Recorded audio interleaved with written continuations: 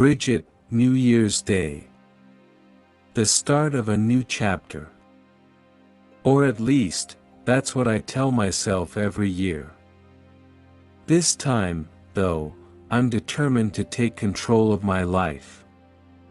No more wine-fueled karaoke nights to Celine Dion's All by Myself. No more awkward encounters with men who think uncle is an appropriate nickname while groping my ass. This year, I'm starting a diary. Because, apparently, writing down your thoughts gives you control over your life. Spoiler alert, it doesn't. But hey, at least it's cheaper than therapy. Cut to Bridget at work, typing furiously at her desk. Her boss, Daniel Cleaver, walks by, looking annoyingly handsome. Bridget, of course, the universe has a sense of humor. My boss, Daniel Cleaver, is the kind of man who makes you forget how to form coherent sentences.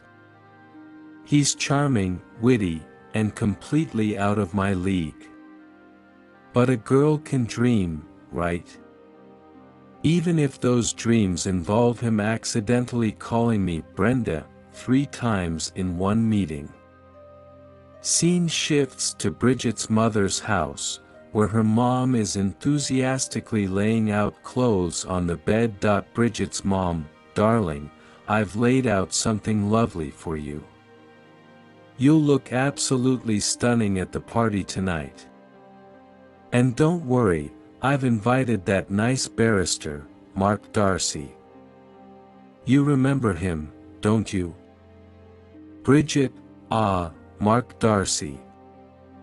The man who looks at me like I've just wandered out of a house-fit catalog. He's divorced, well off, and has the emotional range of a teaspoon. But hey, at least he's not Daniel Cleaver. Cut to the party scene. Bridget is awkwardly holding a glass of wine, surrounded by couples who seem to have their lives perfectly together. Bridget, parties. The perfect place to remind yourself that everyone else is either married, engaged, or smugly single. Meanwhile, I'm here, trying to balance a glass of wine, a plate of mini gherkins, and my dignity. Spoiler, I fail at all 3. Scene shifts to Bridget's apartment.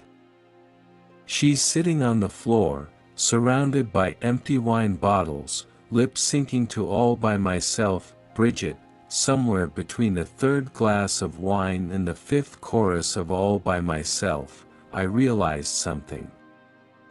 Maybe my major relationship isn't with a man. Maybe it's with this bottle of Chardonnay.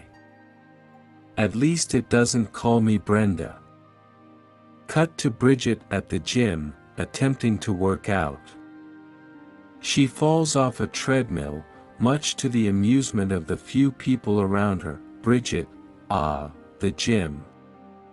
The place where dreams of a better body go to die. I'm convinced there's a magical time of day when no one else is there, and you can sweat and rip ass in peace. Unfortunately, I haven't found it yet. Scene shifts to Bridget's office. She impulsively quits her job in front of the entire office, dramatically throwing her papers in the air. Bridget, sometimes, you just have to take a stand. Even if that stand involves quitting your job in the most dramatic way possible. Sure, I might regret it later, but for now, it feels amazing. Plus, it's not like I was getting a raise anyway. Cut to Bridget's apartment.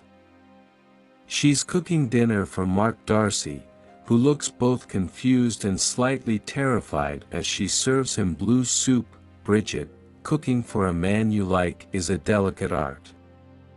One wrong move, and you're serving blue soup and marmalade omelets. But hey, at least I tried. And if nothing else, it's a great conversation starter. Or ender. Depending on how you look at it. Scene shifts to a snowy street. Bridget is walking home in a bunny costume, looking utterly defeated. Bridget, life has a funny way of humbling you. 1 minute, you're at a party, feeling like you've got it all together. The next, you're walking home in a bunny costume, wondering where it all went wrong. But you know what? At least I'm not boring. Final scene, Bridget is sitting in a cafe, writing in her diary. Mark Darcy walks in, looking awkwardly handsome as usual. Mark Darcy, Bridget, I must tell you how ardently I admire and love you. Bridget, and just like that, life throws you a curveball.